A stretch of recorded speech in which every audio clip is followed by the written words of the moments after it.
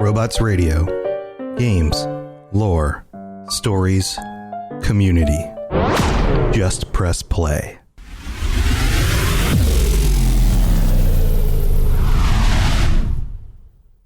Here we go.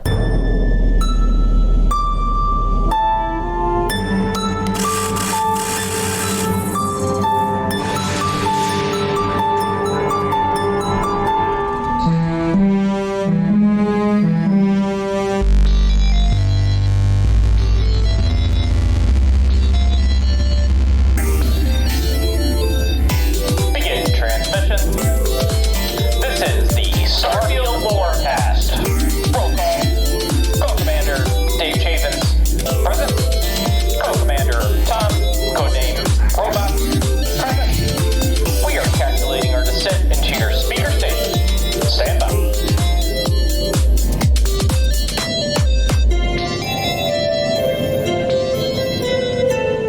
Welcome, everybody, to the inaugural first episode of the Starfield Lorecast. And for some reason, the video did not close itself. That is something I'm going to fix in the future. I, just before starting this episode of the very first Starfield Lorecast, did the research, and it looks like, according to the stats on the internet, that we are already the #1 Starfield podcast in the universe. I checked the stats. We are #1. I don't know if that has something to do with the fact that we are also the only Starfield podcast in the universe, but we're just going to chalk it up to #1. So congratulations. Not only is this our first episode, but it is a celebratory time for us to enjoy the glow of the praise of the internet, we'll just say. So welcome to all of our listeners. We are here live. It is Tuesday, the 13th of October, and we're live on twitch.tv/robotsradio, where all of the different lorecasts that I do show up. And I'm your host, Tom, or Robots, and I'm here with my co-host, Dave Chaffins. Dave, welcome to the show. I am incredibly out of this world, excited to be here with you all today on this very first episode. By the way, I hope you are too. Yes. Yes. And Dave, so my regular co-host Dave, and we have a special guest for our very first show, expert streamer himself, Tooniversal. Toon. Can we call you Toon?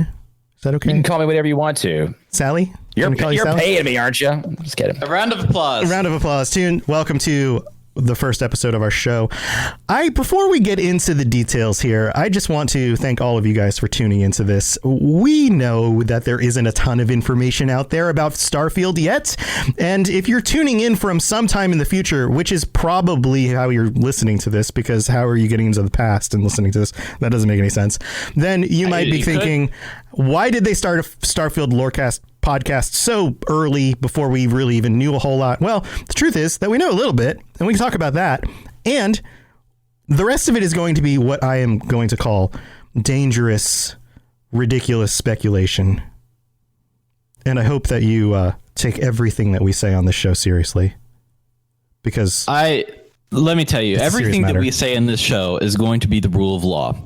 And anytime that we make any statement, any kind of prediction, anything, you need to take that very seriously. Like, you need to, when you go home, or if you're sitting at home, you need to go to your corner and be like, you know what? In your corner. These guys are speaking very, very seriously. Mm-hmm. So I want everyone right now, let's just practice this.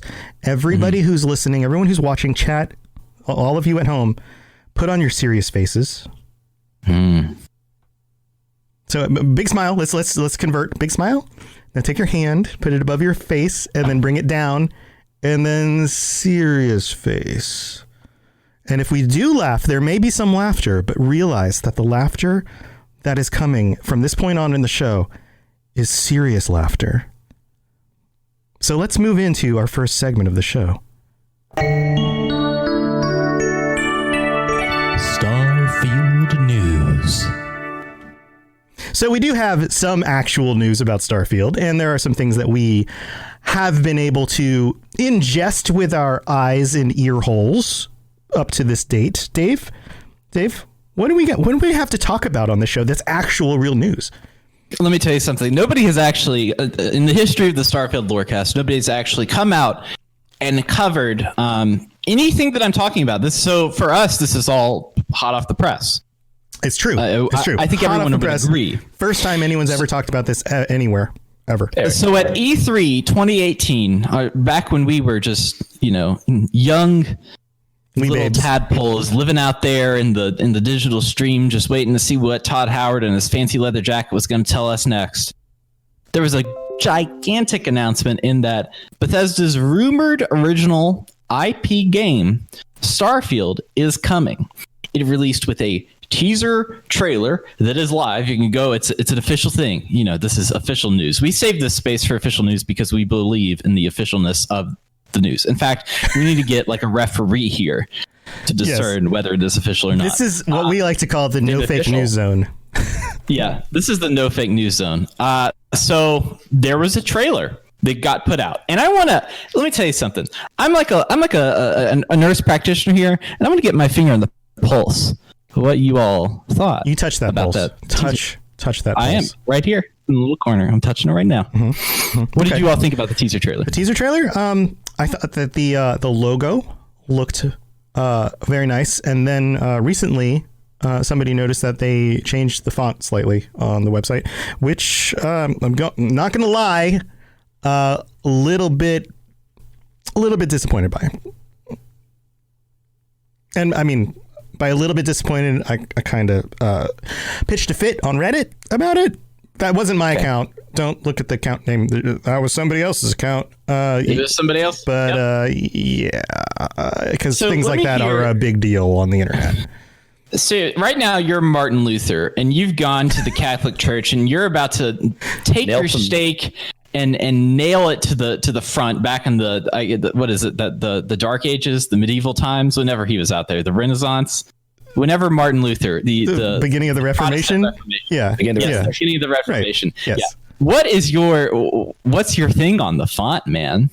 I'm just making stuff up. I think it looks cool. So the teaser, we basically got like a logo, right? Hold up. You said we were being serious here. What is this? I'm being serious about not being serious. I like it. It's got the circle. It's got the nice Arial looking font, but then we've got the A without the cross across the middle. It's cool. It looks good. I think I'm good with it. What do you think, Dave?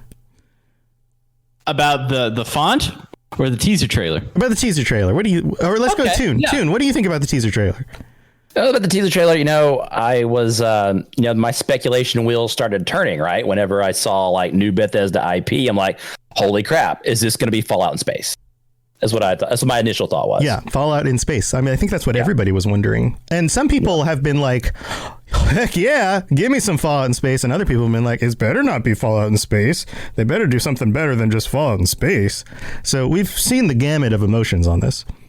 Yeah, it seems like that the stylistically, and just from the teaser trailer itself, from that satellite that they showed, that looks like that looks more realistic. It seems more grounded, even though it's sci-fi and it's futuristic. That satellite looks like something that we legitimately could build, like we would be able to see in our lifetimes, where it's like massive amounts of solar panels and there's a lot of it's kind of like it looks like the International Space Station, like that. Whoever was the interior designer or architect of that, Marie Kondo or whoever that may be, it seems very similar to that in some ways. Grounded in reality, like realish science and technology. Mm-hmm. Like Fallout is very grounded in 1950s science and technology, and Skyrim, Elder Scrolls, or just Skyrim for those of us who are like, nope, nothing else exists.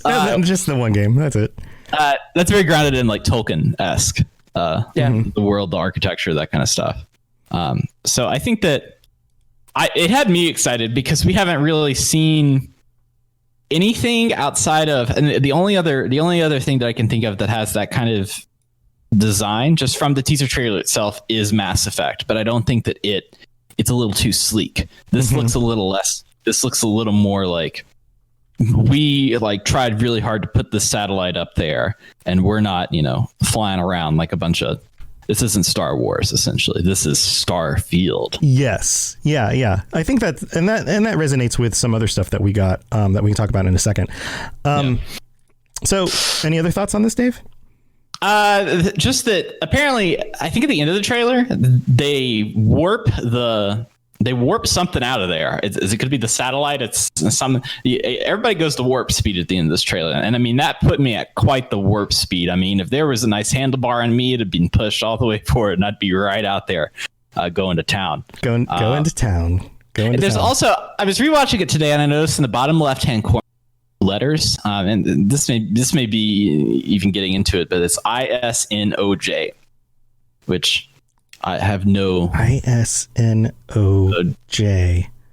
is not spelled backwards is Jonesy. Jonesy. Who's Jonesy? That's the main character. That's gotta be the main character. All right. What we said is all packed here, folks. So yeah, from this point on, when we're looking at pictures of astronauts and things like that, we're going to call that astronaut Jonesy. Jonesy. It's official. Yep. Okay, so the other information we have in video form is an interview with Elon Musk and Todd Howard talking about technology and the things that Elon Musk is working on, and a lot of it's about putting games in the Tesla cars and all of that. But there are some sections where Todd speaks about little details about the Starfield game, and he brings up a few different nuggets, I guess you could say, of information here.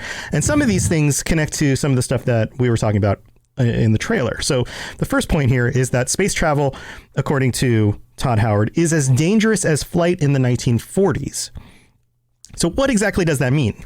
Let's think about flight in the 1940s. Flight had been established for a number of decades. So these aren't just the first people to be on planes.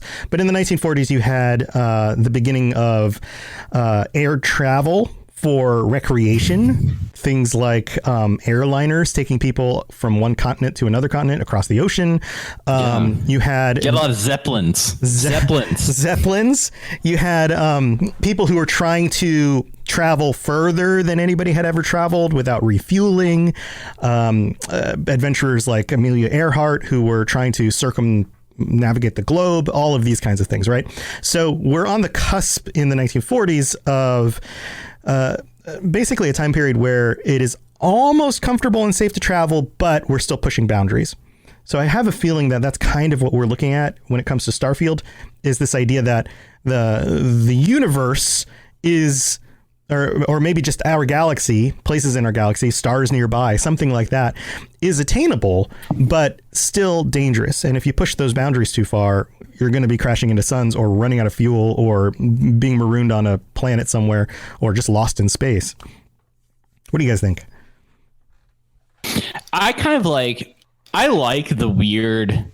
It seems like that they're going for just from the teaser trailer, just from what Todd Howard's talking about. They're going for a more realistic approach, and there's people in the chat that are talking about how they want to differentiate it from Outer Worlds. But really, if you've played the other game that it's often confused by, the Outer Wilds, that is like you are in. It is a space game, and you are in this like rickety spaceship, and you could fly it directly into the sun. You could totally mess up into gravity. You could cause a number of problems. You could break it. You could lose oxygen. You can jettison yourself. Like there's this like danger in that comes from just flying around. And so it seems like that they're playing around, and Bethesda in general has been playing around with survival mechanics. And it seems like that they have like this like fledgling interest in it by survival modes, both in Fallout, and kind of making it and testing it out in Fallout 76. There was a mode in 4, and then they added it as like a Creation Club content in Skyrim. And I've played some of that. So I think that there's going to be some. It's not necessarily like, oh, gotta have food, gotta have water, but there's going to be some sort of like interesting resource situation, I bet you, where you have to prep. Be like, oh, I have a feeling you have to prep. You have to make sure that your ship is ready, that you are fueled up, that you have all the resources you need, and that you're able to make the journeys and movements before heading out into the world. And I want to pitch this to Toon, because Toon, I know you started. Let's go back to some of the original games from Bethesda, and you've got the early games in the Elder Scrolls series, games like Daggerfall that you were a big fan of back, when that came out, and in those games, NHL 1998. In those games, other than NHL, you had to be very careful. It was very easy to die in those games. If you picked something up and it pricked your finger with poison and you got some sort of weird disease, maybe you died within 24 hours of the game and you didn't even understand what happened, but you had to figure that out and you had to restart and go back to a previous save or whatever. Do you think, Toon, that we're going to see kind of a return back to this Wild West of role playing? I certainly think we could. I like where Dave is going with some of his facts. I don't know. What do you say? Theories here? They're all facts, right? They're all facts. Yes. Some of the theorized facts that he has. Yeah, I think that going out fully equipped and fully prepared is a fantastic thing. But you know how Bethesda does their thing. It's like they love for you to be able to carry stuff. And yes. I don't think that that's going to change. I think that there's going to be ways that you can load yourself down with stuff and be pretty prepared for whatever you are going to face out in the universe. So this is going to be like inventory management in space. Yep. It's a carry. It's going to be like, okay, so it's like Death Stranding 2. What you're saying is even more carrying. Even more carrying. Yes. You're gonna be like, 2 weapons is not enough. You need 3. You need 4. Yeah. You need to bring extra oxygen. I already forgot the character's name that we made up. Jonesy. Jonesy. You're gonna be Jonesy in space with a big gigantic backpack. There's like little thrusters coming out the back. No spaceship. Just go from one planet to the next. If this is like other Bethesda games, we're gonna get to name our characters. I'm gonna name my character Jonesy. I will too. Jonesie. Jones. And here's the thing. I would recommend everyone to this podcast. Let's just all agree that we're all going to name our characters Jonesy. I think we should take this another step forward. And if this is male, it could be female. Jonesy is kind of a weird. Work. It could be whatever. Ambiguous. Now, I think we should take this another step forward and assuming that maybe this game is also multiplayer and has factions and guilds and whatever, that we form right now the Jonesy Guild, the Jonesy Guild, the Jonesy Academy, something like that. We'll come up with a good name, but it'll be based around Jonesy. And in order to be part of the guild, you also have to be named Jonesy. Yep. Mm-hmm. Yeah, I believe in Jonesy, our father, from whence all Starfield custom characters come from. The original Jonesy. They have large noses or very small eyebrows or burn marks on their face. I believe in Jonesy, our father. Mm-hmm. Mm-hmm. This is going to be like the Mothman cult just basically, for Starfield. Yes. Yep. The Jonesy cult. So the other thing that we have, the other details that we have from this interview video are things like helium-3 being used for fuel source. Helium-3, I'm assuming that means helium with 3 electrons. Helium is supposed to have 2 electrons naturally. Given an extra electron, it becomes an ion. It's an ionized elements, which means that you can strip the electrons off of it for energy, maybe. I'm not a chemist or a physicist, but you're not an astrophysicist, but that makes sense to me based on my 10th grade chemistry class. What about helium-76? I heard that's the multiplayer.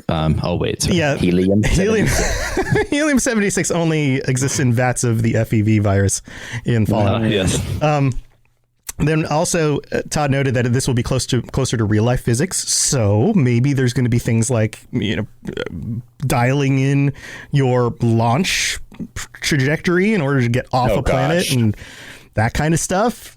What do you think? Yeah, give me like a Fallout meets Kerbal Space Program, and I'm all about that. It's like, let me just wreck everything. Please let me fill out my fantasy of being the absolutely worst astronaut in spacefarer there possibly ever could be. And I just like add in like a flaw, like a character perk where I just like crash everything constantly. That's why not? Mm-hmm. Yeah, that's what I like. We have in chat here, we have Ibby 1506 who says, given the initial reaction to 76, I'm not sure multiplayer would go down well. So here's a thought. We know that they have specifically been doing things with the games that they currently have out as research for future projects. So What if they take by the time this comes out, 3+ years of Fallout 76 knowledge and experience, and combine that with things like Elder Scrolls Online experience and knowledge, and are able to package that together with a much more polished release for the multiplayer portion of Starfield? What do you think about that? And maybe some Microsoft money by then, And some Microsoft money. Get that Bill Gates money, baby. Some Microsoft servers. Bill Gates, take me to space. I want to get in that spaceship. Bill Gates, take me all the way up there, baby. Sorry, I got too excited about that. Yeah, you love Bill Gates. We know. Bill Gates. What are you gonna do? Mm-hmm. Yeah.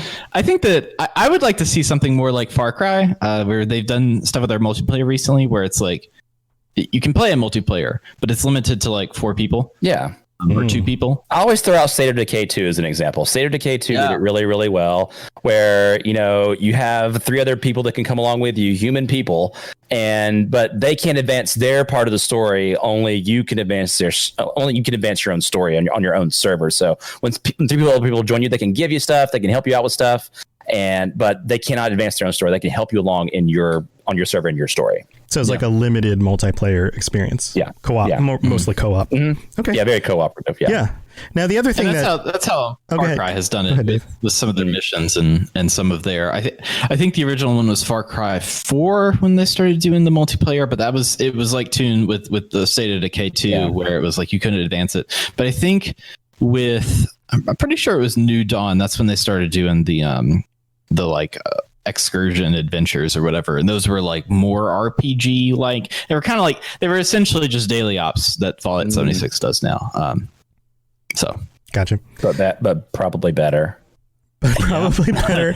Yeah, I like the daily ops. Anyway, we'll talk about that on a Fallout show in the future. The last thing that he noted here is that it plays further in the future, which makes sense for this being space travel flights similar to air travel in the 1940s. Because if it was current day or just a few decades from now, we're not going to be at that point.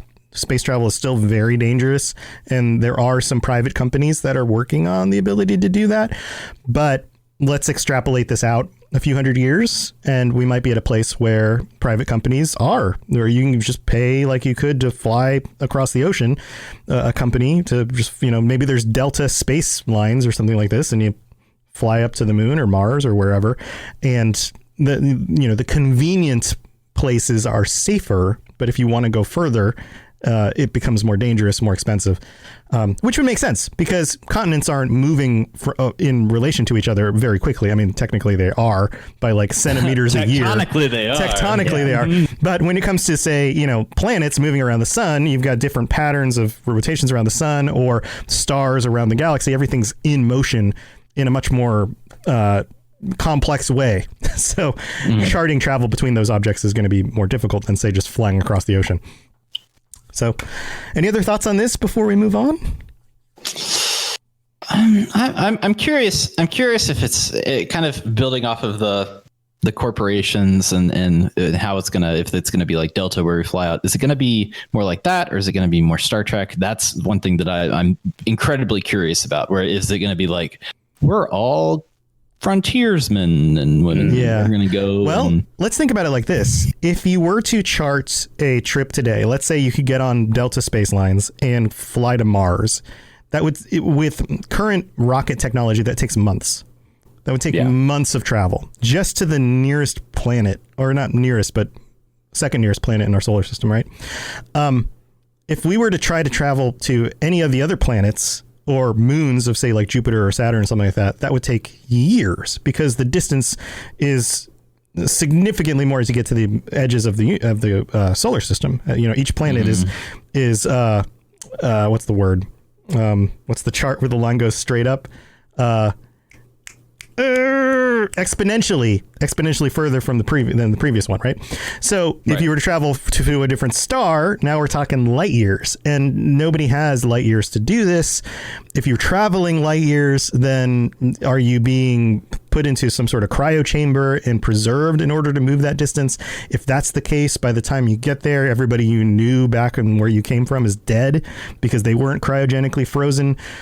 Socially, does that even make any sense for anybody other than somebody who's just immigrating out of the solar system to another planet to just live off their year somewhere else?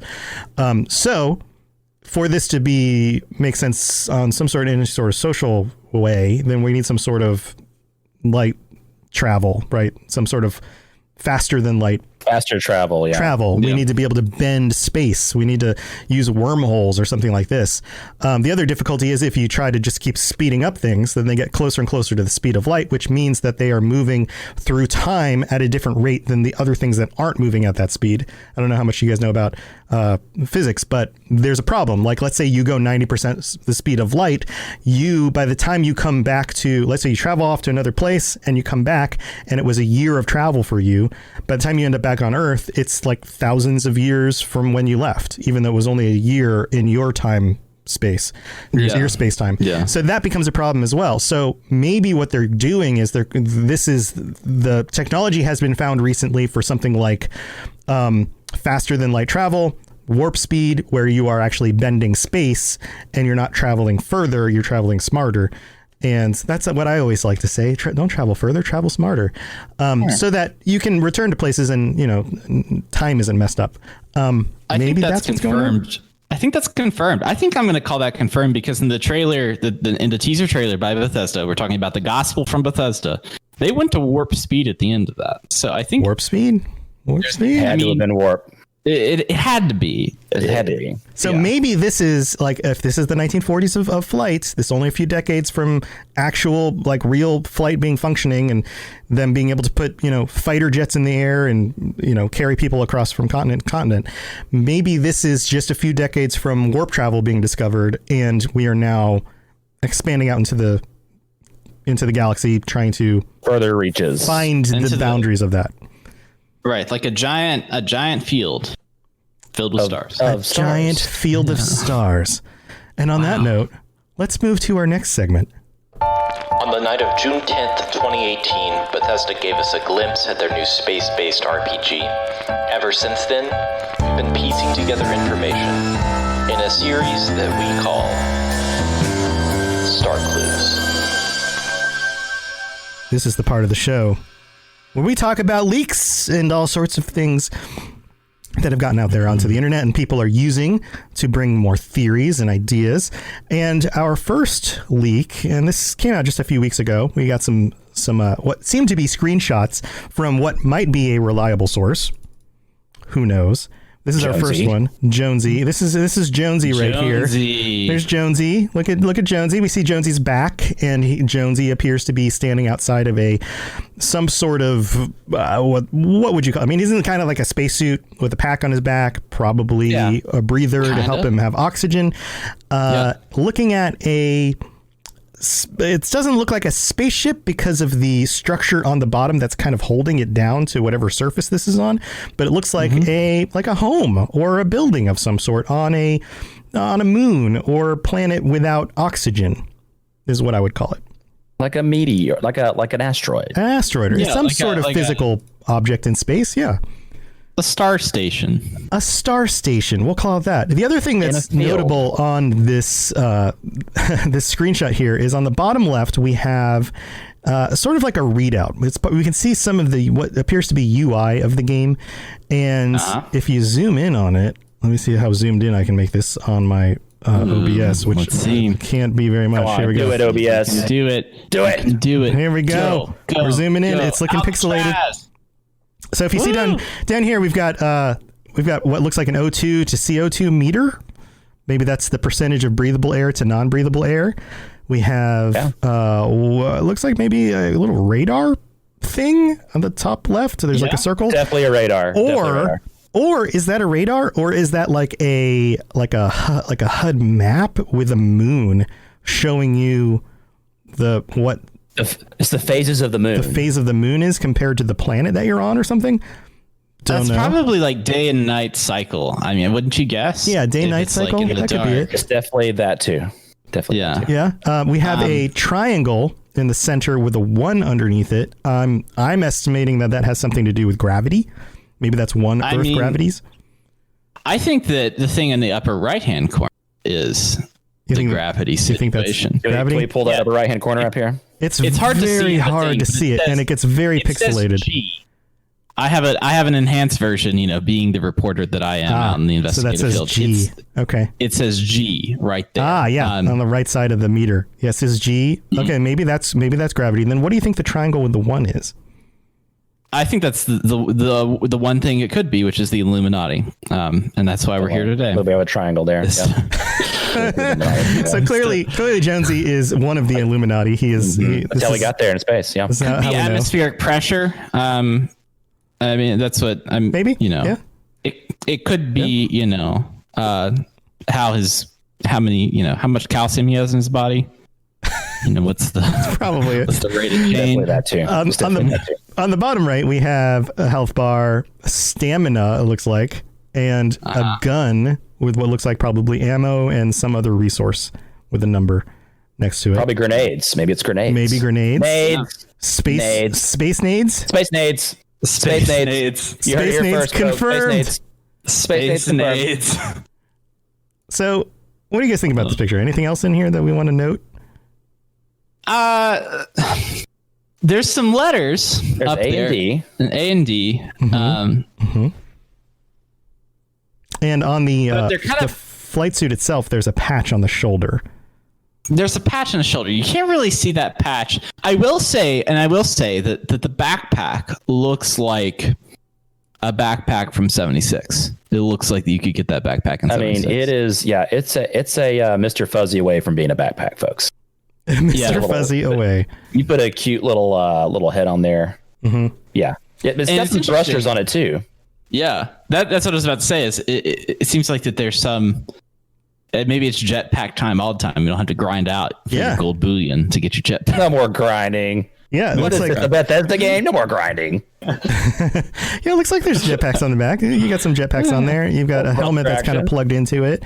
There's some, elbow pads and knee pads. There's some pockets. So I think Toon is right. We will be able to have inventory because they are pockets. Deep pocket mods confirmed.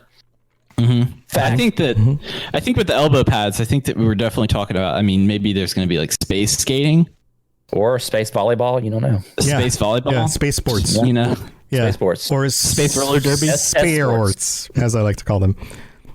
Sports. Yeah. So that's the first image we have, and there's been tons of speculation about that, including people saying like, oh, look at this other game, and doesn't this item look like this item? And no, it doesn't. It doesn't. Internet, you are drawing connections between things that don't actually exist. Stop it. The other thing I want to note about this, we're only allowed to do that. Yeah, only been that's our job. Only us. Yeah. We are the #1 Starfield podcast. I'm sorry, that is our place. Yeah. The other thing to note here that I think is interesting is that you don't see really stars in the background. You see at the very top what could be a light or a moon, some sort of bottom half of what appears to be a circle. Definitely a moon. You think it's a moon? I think you're right. You also, at the very top right, the sky appears lighter and then it gets darker as you go away. So maybe there is a light source over there that's shining down on this. You see some reflections off of the windows or panels, whatever that is. Yeah, some reflections off the windows and panels. The other thing that this makes me think about, because the parts of the background that we can see are so barren, is that I have to wonder if this isn't rendering, if this isn't just like a simple rendering of like a character in front of an object on a non-built out location, on like a test and like a test location in engine. I think this is very early. I think that this is like so early. Like this could have been put together like a year or two ago. Like I don't think my theory is that this is not a current representation of what it looks like. Yeah, that would be my guess too. So we have another image here. Let's pull this one up. And by the way, stay tuned for Tooniversal has done some creative work on his own to bring about some renderings of his own based on some theories that he has for the way things are going to look. Based on facts that I know. So Toon's facts. We call them Toon's facts around the office. Yeah. But we'll be getting to that stuff later in the episode. But so right now we have this other image that leaked that shows what looks like a spaceship, sort of. It looks like it's kind of this patched together, deteriorated looking hunk of space ship. Did I say ship? I said ship. What do you guys think about this one? I see more letters. Yeah, I'm. What do the letters mean?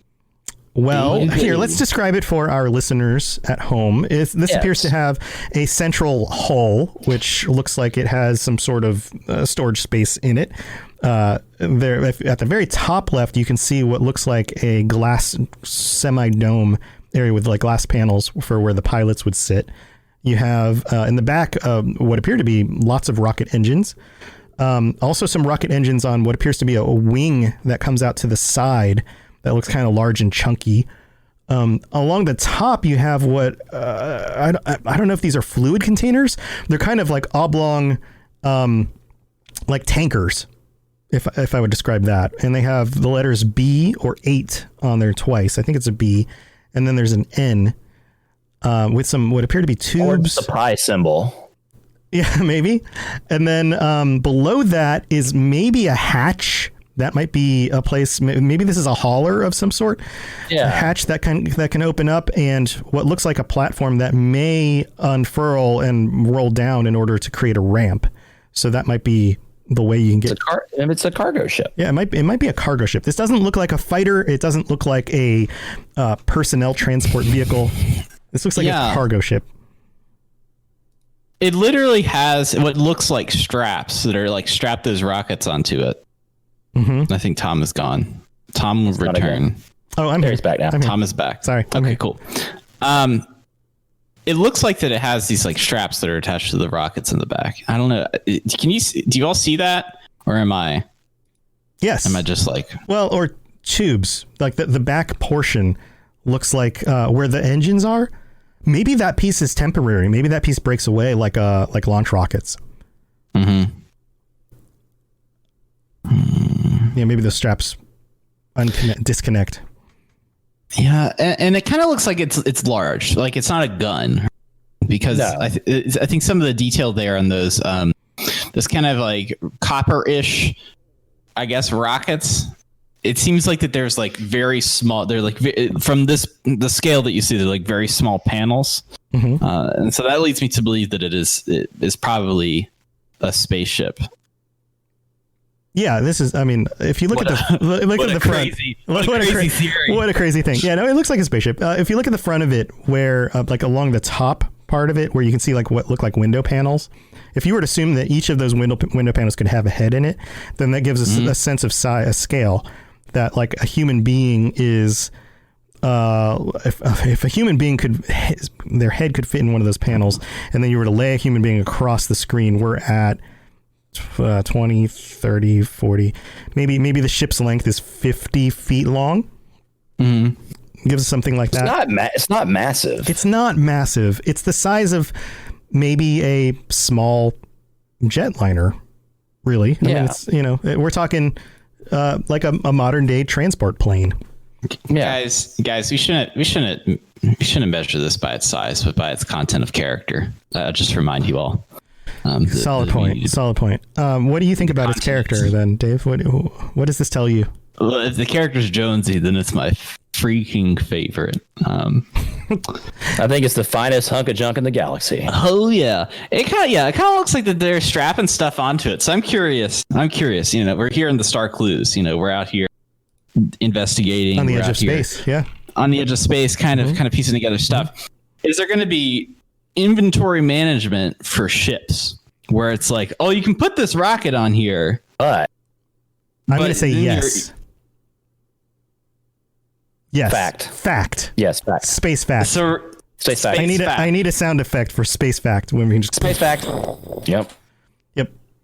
Space fact. Yeah. Space fact. Yeah. It leads me to believe that there's going to be kind of this like almost like not necessarily like I'm about to say Lego, but more of this customizable ship thing where it's like, okay, this is how much this ship can carry. You can put a lot of weapons on it and be very aggressive, or you can put a lot of storage on it and be very storagey. Yeah, or module. Like I think that's another thing that if you look at the first screenshot, you can see there. It looks like, and if we base this on ideas from the kinds of building that you can do in Fallout, modular pieces that fit together would make sense. So if you have modularized homes or buildings that you can create on structures, and then also modularized spaceships, then you can take pieces apart and connect them and basically build a ship however you want in order to get across the galaxy.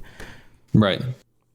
So that makes sense. You kind of figure out your best ways to like you, if you're playing like an all around character. Generally, my first character in any of when I play like a regular Bethesda game, like fresh off, my character's always all around, because I'm literally learning the systems, because in every Bethesda game it's all systems based. That's what Todd Howard is known for. If you go in and you're like, oh, if you're in an interview, and his handsome leather jackets, we have to call and him his out. fancy shoes. Yeah. He's a systems guy. That's what he has made his career off of, is creating open worlds that have very detailed systems. So, I mean, how many systems can you fit on your ship? I don't know. I think it depends on the kind of frame you have and how you build it out.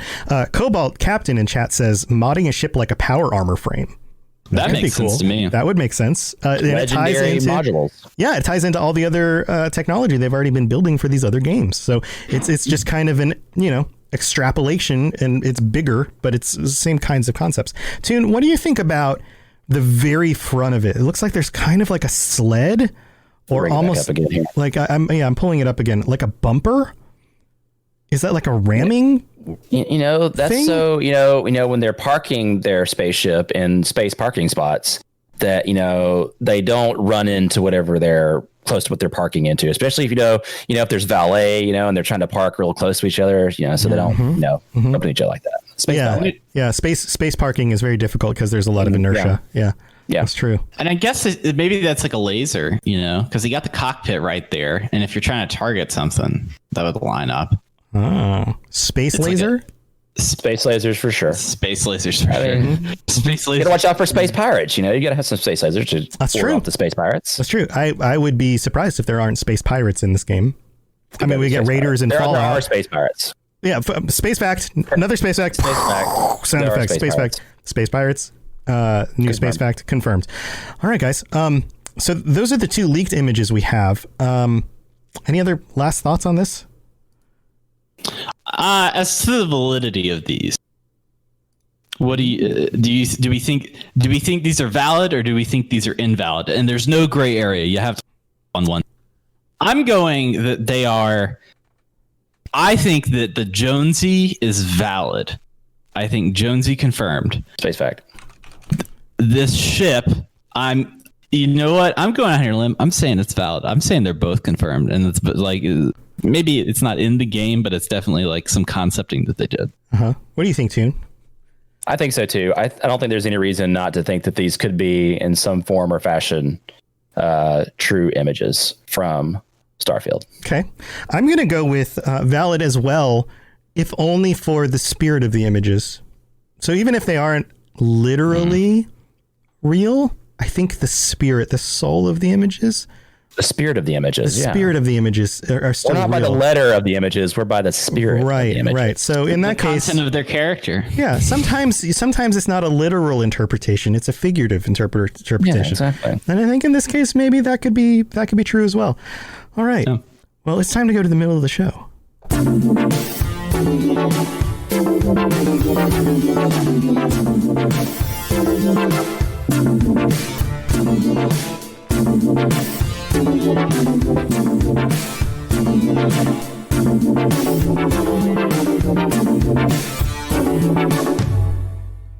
That transition is really long. I hope you guys were getting your space dancing on. Welcome to the middle of the show. Thank you, everybody, for tuning in. Normally, this is the part of the show and any of the other shows that I do where I talk about our Patreon or leaving a review and those kinds of things. We don't have Patreon yet, but we might in the future. Dave and I might do that, especially once we're getting to more regular content. One of the things I wanted to point out here is that right now, this show isn't going to have a regular schedule. We're going to do it whenever we've got information or fun things to talk about. And so that might be monthly. That might be every other week. Who knows? But the more we get information, the more regular this show will become until we get some really solid drops of info. And then we're going to start doing weekly shows. We'll be talking about the world. We'll be digging into what we can learn about the news. And then once the show is out, we'll be digging into the lore and the background and all the details that you're going to want to know, all the juicy bits, and of course, updates for the game and all that kind of stuff. So that's what's coming up. So stay tuned for that. If you want to help us get out there on the right foot and make sure that we stay the number one Starfield podcast in the universe, then please look this up on Apple Podcasts and give us a 5-star review. And in the future, we'll read out your reviews. If you put words with those 5 stars, we'll read them out, and you'll end up on the show saying awesome words about the best Starfield podcast. Yeah, on the very first Starfield podcast, guys. Help these two out. Give Jonesy a shout out while you're there. Give Jonesy a shout out. Yeah, in fact, talk about some space facts. In fact, I think all of you should sign your name at the bottom. Oh, you can't because it pulls in your name. But in the actual message, you should put, like, let's say your name is Mr.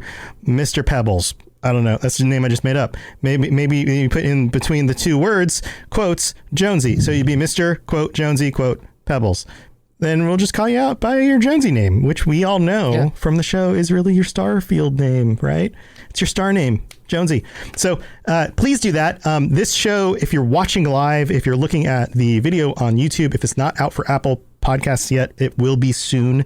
They are notoriously slow at approving new shows, but it'll be out there. We'll be on whatever other podcatchers that you are looking for. So look out for that. Also, this show, just like the other shows on the Robots Radio Network, is sponsored by our network sponsors, including a whole bunch of them, but specifically audiobooks.com. So audiobooks.com gives you 3 free, let me say that again, free, 3 of them, audiobooks, just for clicking the link in the show notes or the link that I'm going to put in chat right now in case any of you guys are interested, and going to the site and you just kind of sign up. You get 3 free audiobooks. That simple. No money, no credit card, 3 free audiobooks. Super easy. There you go. So checking that out will help out the show. It helps support us, and it gets you free books. So go check it out. Also, in the show notes, you'll see other links for some of our other sponsors like Gamefly, Green Man Gaming, NordVPN, and one more is Loot Crate. That almost fell out of my brain. I bet they're going to have Starfield Loot Crates. They better have Starfield Loot Crates. Oh my God. Starfield Loot Crates. Yeah, we've got a deal where you get a percentage off Loot Crate, but check that out. The deals can change over time, but check out the link by the time you're listening to this. Little Jonesy action figures. Little Jonesy action figures with spaceships and things in a Loot Crate. Can you imagine that in the future? But until then, Funko Pop. Yeah, Funko Pops. Until then, if you're looking for audiobooks to listen to about space, they have pretty much everything that I've ever looked up on there for any of the shows. So go to audiobooks.com, use our link, you'll get 3 free audiobooks. All right, let's jam out some more before we move to the next segment. Welcome to the Cult of Astrology. I forgot that one isn't a jam. It's a very spooky, haunting sound. So this is the part of the show called the Cult of Astrology. Let me interrupt you there, Tom. This is a very serious matter in which we have reached the bottom pit of the Starfield speculation. This is where we said extreme speculation. This is where the extreme comes in. This is the Cult of Astrology. And our listeners, our fans, the fans of Starfield wait. right now. Shouldn't that be astronomy? No, astrology. Okay. All right. We'll just go with it. It's astrology. Yeah, because you're drawing predictions from the stars. That's what the definition of astrology is. All right. You think I didn't think through this, but I did, because the cult is forever, Tom. The cult is forever, and we are all here. And we're going to give some absolutely wild speculation. You thought I froze there for a second. I did think but you that's froze the power of the cult. That's the power of the cult. There's a few situations here that would lead me to believe that you did freeze there. You really did think you froze. So wait. Before we get any further, can we call this Jonesy's Cult of Astrology? And that will also also be our guild name, Jonesy's He's Cult our of Messiah. Astrology. Yes. Jonesy is our Messiah. He's the Messiah. Here, let's do a little prayer to Jonesy. Jonesy, we hope that you come soon.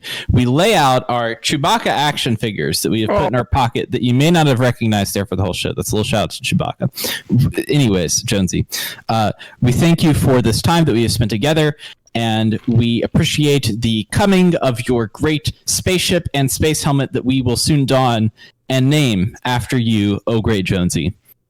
Amen. Amen. Namen. So, to kick off our first Cult of Astrology, Toon has brought us some predictive images. Toon, you want to tell us about how you came up with these? You want to intro this? So, when it asked me to come on the show and be a part, which is an honor to be a part of the inaugural Starfield Lorecast out there, the number one Starfield Lorecast out there, or Starfield podcast, I was like, what if I brought in some, in the universe, actually, this is the number one Starfield podcast in the universe. I said, what if I bring in some renderings that I've created to sort of like, get some good talking points going with us, but also, to kind of make some predictions here about what we could see possibly coming to the game, whether it be a character or whatever it is, just wanted to like throw out some facts / theories, some theories. You reached your mind out into the cosmos and brought back some more star facts for us. That's what traveling visual beyond form. The speed of light will do to you. Yes. Okay. Yes, so absolutely. you have 9 images here? I have 8 images here to show you guys, so. 8 images. 8 images. They don't count past 8. 8 holy images to share with our great cult of astrology. So, I'm ready to receive for Jonesy. blessing. All for Jonesy. Okay, all so for Jonesy. Describe this first image. I'm going to work on pulling this up while you describe it. All right, so this first image is Todd and his buddy Elon Musk were kicking it, and hanging out, and Todd was really, really inspired by SpaceX and what's going on there. So Todd decided that he would mention to some of the developers that he wants to bring in some of the some things from Elon Musk. Okay, so here we have. Can you describe it for our at home audience? Yes, I can. So basically, what this is a Tesla Model X that was Todd Howard got inspired by being around Elon Musk, and as you can see, it is equipped with some space boosters, some space lasers, and also space missiles on those gull wing doors. I love it. The doors open up like the Back to the Future car, the DeLorean. Well, that's what the Tesla Model X does. It actually has little gull wing doors. It has space missiles on it. Yeah, space missiles. I see the space lasers in the front. You've got thrusters on the back and on the bottom. And by the way, for our listening audience, this is remarkably drawn in MS Paint. Oh yeah. We're going to be sharing amazing. these. This is a great opportunity to shout out that we will be having. We have an official Twitter, Instagram, and Facebook for the show, and all of these in all of their wondrous glory for our great cult of astrology. Bless him, Jonesy. Will be shared on that social media platform. Yes. And if you are listening to this and would like to see our meat faces talking about this in video form with the images, then you can go to the Robots Radio YouTube channel where you can look up the Starfield Lorecast episode 1. There will be a link in the show notes. So let's move on to our second image. Can you describe what we have going on here with our... So mercantile is going to be an important thing. It's an important part of every Bethesda game, right?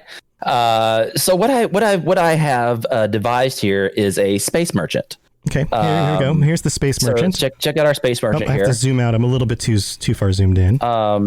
Yes, his name is This is a very high detail image. It is very large. very high detail. There we go. His name is Tripod the Space Merchant. He is in his tripod outfit, and he has little twisty knobs and controllers there that he can help do things with. So he's Tripod the Space Merchant. Almost looks a little. He looks inspired by maybe the aliens in The Simpsons.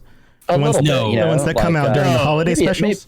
Hey, this is what Todd Howard's brainchild here. Like, this is what Todd Howard did, not me. I'm just relaying information here. I'm just connecting it to the closest thing I could associate. Oh, gotcha. I'm not saying this is identical. There's a name for that. I can't remember what that's called. Yeah.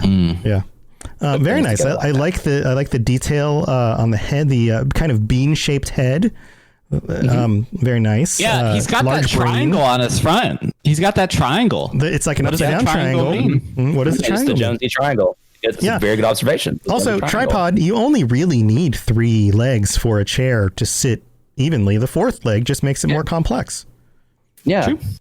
So Needlessly he's complex. very, very well designed by his maker. Okay, let's move on to the third image. What do we have here?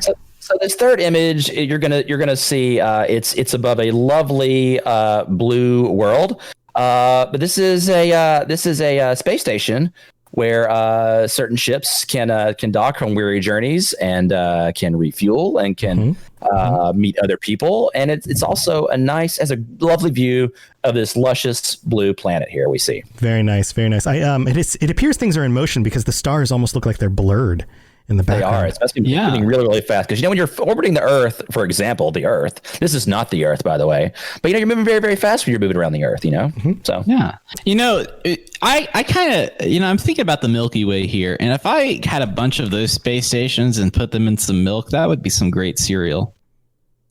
That's I what I'm thinking. imagine other space stations being able to interlock this because of its hashtag design. Yeah, I was going to say that too. design, It looks like a flying space hashtag with other little ships on it. You've got like a helicopter-like ship and some rocket-looking ships, and maybe that's a little alien dome type ship on there with some lights. So I imagine this is a fairly large space station. Yeah, Somebody, it's popping. All the lights are on too. yeah, E Money Mills in chat says that's a flying skyscraper right there. Yes, very good, E Money Mills. I Yeah. think that's an apt analogy. Flying skyscraper. It's a space skyscraper. It's a space scraper. Space scraper. Space Space scraper. scraper. All right. Yeah. So that's our third image. You got dirt under your toenails. Get a space. It is a space scraper. I'm excited about this fourth image, Toon. What are we doing here with the fourth So here in image? our fourth image, what I have is a rendering of Jonesy. Jonesy is in his alternate outfit, which do not draw any correlations from Doom Guy from this whatsoever. And then he is also accompanied by another race that you can choose to create, which looks like the Argonian, but it's not the Argonian. Yeah, I was going to say, this is kind of like a space Argonian. Yeah, he's got his and we're gonna get more detail on these weapons here in just a moment, but the Space Argonian has a hand cannon, what's called the hand cannon, and then Jonesy here is packing a laser sword. Laser sword. I can't remember any other laser swords from other space sci-fi fiction. Yeah, they don't exist. Yeah, but, I mean, it would be useful in wars, I suppose. Maybe if you were up in the stars. Among the stars in a galaxy far away. Yeah. I'm thinking. I'm looking at this. I'm looking at the Argonian here, the space Argonian. Not an Argonian, but just a space. I think it's going to be. Can we just say Space Gonian? No. I know what it is. It's definitely a space cow from the. From the what? You broke up there. Space cow from what? From the moon. Oh, you said moon. I made a joke, guys. That's really funny. That's a good one. I'm really funny. Thanks. All right, we're moving on to the next picture. So number 5 here, we have what is this, Toon? So here is a close up. Like I mentioned, this is the flaming laser sword. A close up of it. A more much more detailed. This is a much more highly detailed. In fact, we're so zoomed in, I can see the pixels. Yes, and this is the purple variant. Of course, you will be able to customize your flaming laser sword any way that you wish. I like that it's labeled purple bracket flaming laser sword. You have to specify which flaming laser sword this is. Yeah, do you think that they'll use this naming convention in your inventory so that you can sort by color? Most certainly. I think that's color very is going to important. be very, very important. Yeah. Colors will be very. Color is very, very important. You have to make your mark. You have to be able to customize your character. It's a Bethesda game. Right. Customization is everything. Right. Very true. Yeah. Very true. Now, the next image we have is the hand cannon. Yes, this is I believe it's called arm cannon. The technical term is the arm cannon. Yes, I'm sorry. As you can see, it is firing. This is my fault. As you can see, it's firing a red blast beam of energy out of its opening right there. It has like it brings back a taste of maybe Samus from Metroid, something that she might have had at one time. And this little green thing is the fuel for it. So this is what powers. Yeah, little green fuel in there is what helps to power the arm cannon here. So if you want to feel like Samus or Mega Man, maybe, then you can strap this thing on. I like this. If you're in space in some sort of microgravity situation, could you also use it to like propel yourself? You could, if you were in a situation and you needed a blast of energy to maybe just kind of get you away from a specific situation or maybe move closer to something, this could definitely be a propellant as well. Very cool. Very cool. All right. We have 2 more images. Let's move to the next. Ooh, we have a very interesting gun here. What is this one? So every Bethesda game, you want to be an archer, you want to be a sniper, sneaky sniper. This is the sniper cannon here, and the scope is it has an extra large scope on it, and as you can see, it has a little satellite/radar dish on the top, so that it can draw in images from other places, and you can shoot really, really far then. Mm-hmm, mm-hmm. I like that this scope is almost in fact, it's larger than the barrel. Yes, essentially, yes. For the projectile. Husky Dork in chat says, Bethesda's lawyers are on the phone demanding to know how Toon got these leaks. Tell them, call back later. Yeah, tell them we didn't sign no shit, and we're not doing it. They didn't say anything about an NDA. We're good. Yep. Yeah. We didn't. These aren't leaks, really. Yeah, they're just mental projections facts. From Toon. They're just space facts. Because they're just space facts. Space facts. Right. All right. And then we have one more image. I'm kind of sad that we're running out of images here, Toon. We're gonna have to have you back in the future. If you have me on again, sometimes we'll work send some more images. I'll bring some more. Images. Now you're a very highly ranked member of the cult with all of the information that you've brought to us. So I believe that could be something that we work. Yeah. Okay. All right. So here we have the final image. I love the stylization here of the text for the name. Yes. I don't know how that rendered that way, but again, this is what you get sometimes when you're getting images the way that I'm getting them. It feels very futury to me. Yes. It's almost like just only the bottom half of a font. It's but I can tell that it says laser rifle.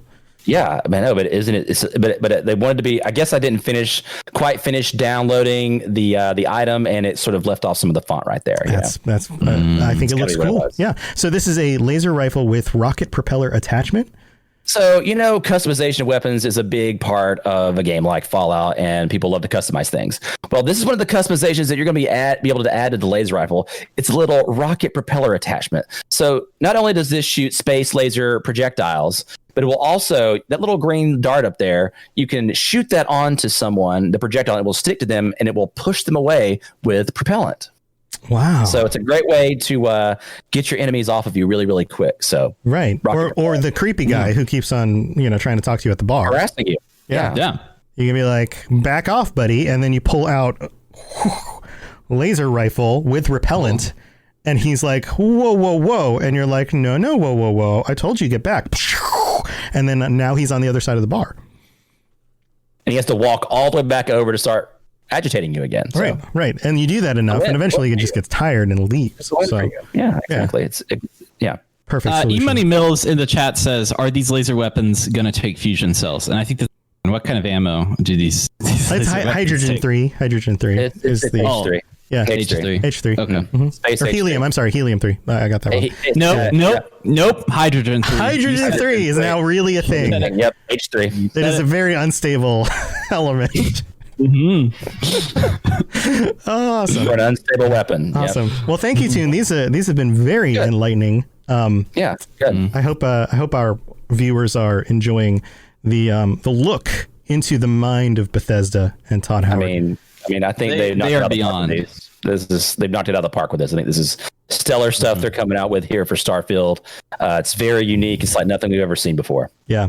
We're going to have to do a comparison in the future when we get more leaks from these kinds of items, and we can put them right next to each other. I have a feeling it'll almost be impossible to know the difference. It'll be impossible. I think that, if you put them right next to each other, you'll be like, oh, there's that laser sword that Toon, brought to us earlier. Toon's laser sword looks almost indistinguishable from the one in game because he did such a good job. Thank you for bringing that to us. Dave? Yeah, I agree. I think that I'm very pleased with the work that you have brought to us. Thank you. I think that we will now have to move you up to a deacon within the Jonesy cult. Okay, the cult of Jonesy of astrology. We haven't really laid out all the different levels yet, but deacon's pretty high up there, I'm sure. There's only one deacon, and you're the deacon. You're the deacon. Deacon Toon. Wow. So Dave, what is this game of stars you have here in the show notes? Well, okay. This takes a little bit of preparation. So I've been preparing how to do this here. For just right. Give me 1 second. Oh, and then okay. I see is there a hat coming? This is a multifaceted approach here. Okay, so first off, glasses. Got this. Okay, Dave, Dave. Just so people at home listening can hear, Dave. Oh, he tilted his headphones back, put glasses on, and is now wearing. Is that a black fedora? Ladies and gentlemen, welcome to the betting special, my friends. It's me rolling here at the tables. We're down here at the Star Vegas tables. Don't call it New Vegas because this is only Star Vegas. Welcome to the Game of Stars. Would you like to know a little bit about the Game of Stars? I definitely want to know a little bit. I personally would. Listeners, I had no idea who was going to do this. I'm sorry. Yes, go ahead. Game Star Vegas.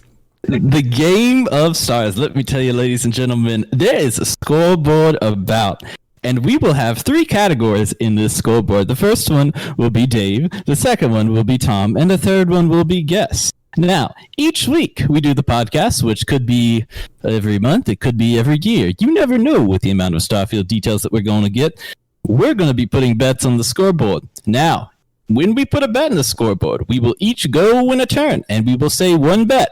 And that bet will be what's going to be in the Starfield game. So we will put one thing on that board. Then the remaining members will assign a point value from 1 to 5 on how spicy that bet can be. And then we find out later. Is this something we wait till we get? Each week we will be adding more points to the scoreboard. And when Starfield releases, if we have gotten all of the information that we need, whoever loses the bet has to eat the spiciest pepper on the podcast at release. Oh my goodness.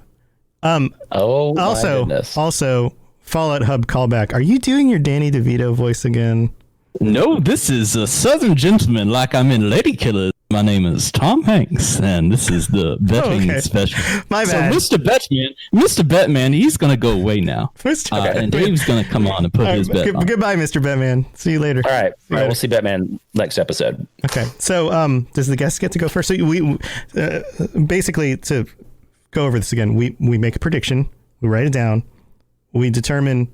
Does everybody vote, or the other people vote on? We collectively decide how many points spicy that is. So if I'm like, there's gonna be dragons in Starfield. That's probably like from a scale of 1 to 5. That's probably like a 5. Probably like 5. Okay, got it. If we're like, they're gonna have rockets on their back. That's probably like a 1. So got it. Okay. So the crazier it is, and it gets in there, the more points you're gonna get. But it's worth it maybe because it might actually be in there. Okay. So everything up until this point is star facts. This is now actual speculation. Yes. Oh, and if the guests somehow win against us, then we both have to eat a spicy pepper. Oh, man. The spiciest of peppers. Geez. Okay. All right. I will be preparing my mouth and also my butt. Because let's be honest, we eat something spicy, it burns on the other side too. All right. Toon, let's start with our guest. Let's put our guest first. Toon, do you have a prediction? A spicy pepper prediction? Spicy. Oh man, prediction. I had something very, very safe I was going to say. Now I can't say anything safe. You could. Now you can't. Okay. Now you can't. I got one. My spicy prediction. Microsoft is acquiring Bethesda. Allegedly, they have an intent to acquire them. I'm going to go with the Warthog vehicle. Oh, there's going to be a Warthog in the Starfield game. Ooh, the Warthog. Ooh. Now, will it be called? It will be called the Warthog, though. It will be something similar to the Warthog. So either will be modeled after a Warthog and called something else, or you will say it when you see it. You'll say, "Oh, that looks like the Warthog." Ah, got it. That looks okay. So it just looks like the Warthog. Basically, they took it from the Halo game, the model, and used it in this game. Maybe or maybe did not call it a Warthog. Got it. Yeah.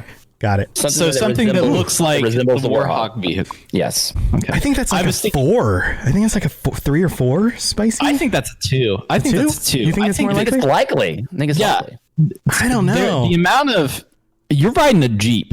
You're riding Jeeps when you're on these planets. If you're getting on the planets at all, you're getting in a Jeep. But will it look like a Warthog? Where it has the big wheels? It has like there's a very specific design to it. Turning and everything, and a cool. Let's let chat. Yeah. Let's let chat help us decide. Chat, what? Give us the pepper. Vote some numbers here while we move on to the next one. We'll kind of average it out, and we'll come up with a number. Yeah.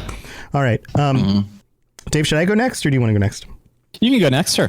Okay, I don't know how spicy this one is. It's a little spicy, but I've been inspired by Toon's predictions here. I think, and he said his picture was not an Argonian, but I think we're going to get Stargonians.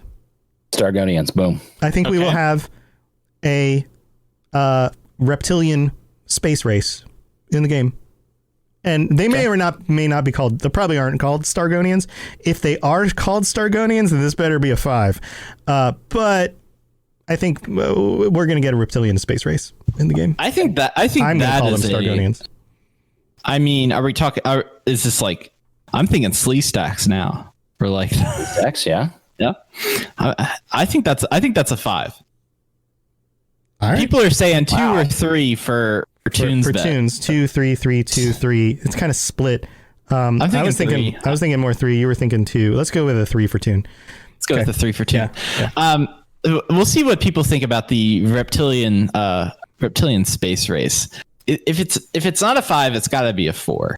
It's a 4 or 5. Yeah. If they're actually called Stargonians, then this is like 10. Like that's a 10 out of 5. 10 out of 5. Right. 4 for Reptile, you money mills. All right, Dave, what's your prediction? While they chime in here with some votes for mine. So there now hear me out. Let me finish. There will be bugs. Like not just space bugs? Not just Bethesda bugs or that you have. There will be space bugs. Space bugs. There will be gigantic. Here's what I'm going to say. Starship Troopers bugs? There will be Starship Troopers like bugs, like gigantic ants or the like. Like there will be gigantic. I'm going to say gigantic bugs. Got it. Like we have it. I'm going to say a 2 because Tim thinks this is likely. Because no wait. I think unlikely it's is 5. Yeah, very likely is 1. Because we also see giant bugs in the Outer Worlds as well. Oh, okay, all right. I'm talking about bugs that are bigger than humans.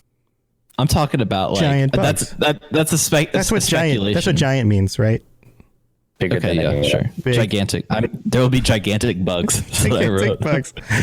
You're getting a lot of 1s for space bugs. 1. Okay, people sure. Yeah, I'll take it. Okay, you know what? Let's give it a 1. All right. Give it a 1. Tom, what did you get for your reptile situation? It was like 4 or 5, I think. Go with a 4. Let's go with a 4. Yeah. Let's go with a 4. And that's a good one. Yeah. Reptilian space race. Quote, Stargonians. Unquote. Quote, Stargonians. Okay. Stargonians. With a 10. Stargonian. With a 10 after that one. It's a double. Yes. This is a double prediction. Gentlemen, are those bets locked in? Because I will call the dealer. He's not coming back, but I'll call him and tell him that they are. You can call him and tell him my deal is locked in. Tell the bet man. Star bet man. Yep. I think we're good. All right. I'll dial him up. So something that looks like a Warthog vehicle from Toon for the guest slot. 3. Reptilian, maybe Stargonian race, 4, and Dave's there will be gigantic bugs, 1. So different strategies. We'll see how this shakes out in the long run. Very cool. All right, let's move on to the next part of the show.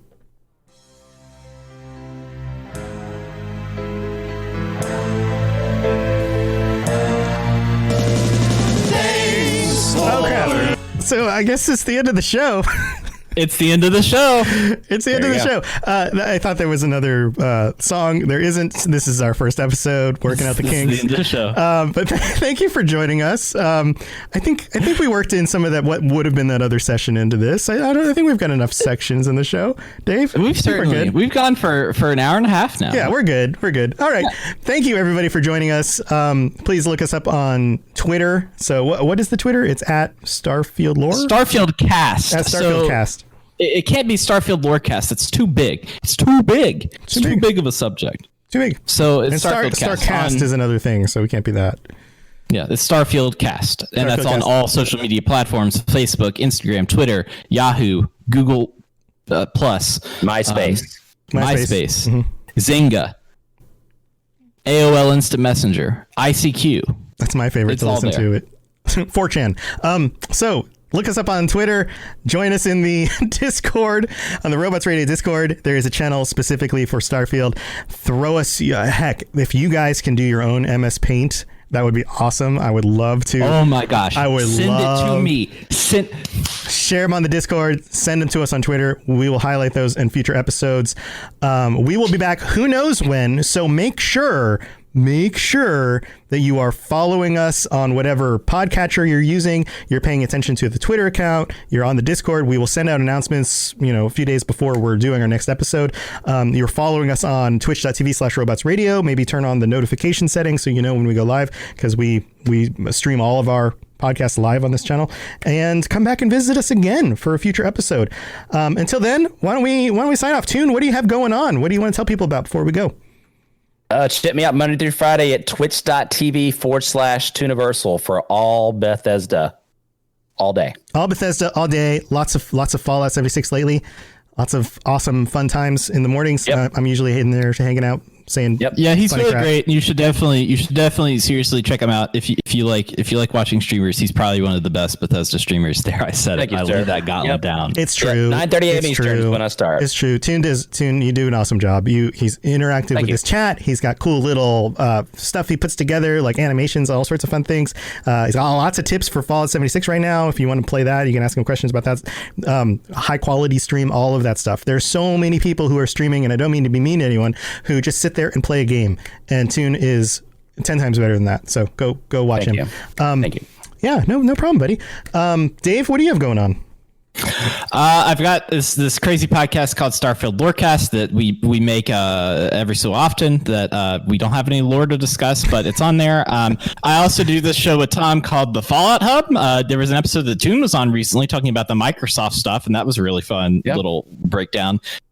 Digital get down, as the Backstreet Boys would say. There's a lot of Backstreet Boys on the show today. And then I do Geography Arcade. I've got some interesting Halloween plans. I've been doing it slower. I've been doing it real nice and slow. So the episodes are longer and they're more in depth, and I really like that more. And I think to talk about, it's a podcast all about geography and video game worlds, and so it's a deep dive on world environments and the worlds that you love. So there you go. Maybe you'll listen. There you go. And you can find me at robotsradio.net along with any of the other podcasts on our network. There's a whole bunch of them, and we're continuing to grow. I also am the host of a bunch of other podcasts, including a bunch about other Bethesda games. Like I do the Fallout Hub with Dave. I do the Fallout Lorecast Mondays live on this channel. I do the Elder Scrolls Lorecast on Thursdays live on this channel. I also do the Dungeons and Dragons Lorecast and the Cyberpunk Lorecast, which is about to launch very, very soon. Is going to be freaking awesome. So come check out the live streams. Check out the Robots Radio YouTube channel for videos of all this stuff if you prefer to watch the video formats and see the pictures and things, or just look us up on any podcatcher, any of those things, or just go to robotsradio.net. You'll find a whole list of shows, and you can catch me on twitch.tv/robotsradio, where I also stream games in the evenings a few nights a week, usually on the nights that I have other shows going on as well. So thank you, everybody. Thank you for being here. Hope you guys enjoyed the show. It's time to take off your serious faces. You can smile again. Yay! Serious faces done. All right, guys. We'll see you next time. I'm going to replay that outro music just so we can enjoy it again. Yet again. And hail Jonesy. Hail Jonesy. And hail to the Jonesy. Hail to the Jonesy. See you guys next time. Later. That's the wrong music. Here we go. I'll fix this stuff. I'll get it working by next time. It's all in post. You'll get it all in post. Thanks for listening to the podcast. We hope that you enjoyed this show. Did you know that parodies are copyright protected? Tell a friend and review On iTunes. Or other services. Dave and Tom excited for Starfield. Let's all speculate and wear no shoes. Hey, why aren't we wearing any shoes? Because shoes rhymes with iTunes, and that's the best I could think of.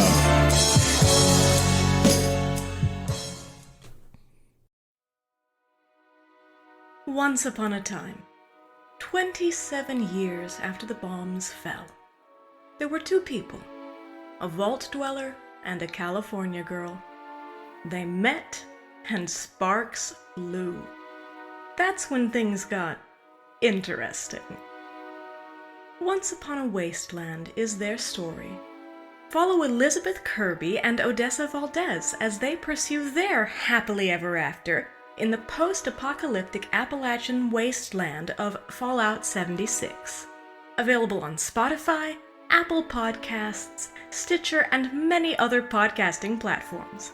Once Upon a Wasteland, a Fallout 76 love story, available now.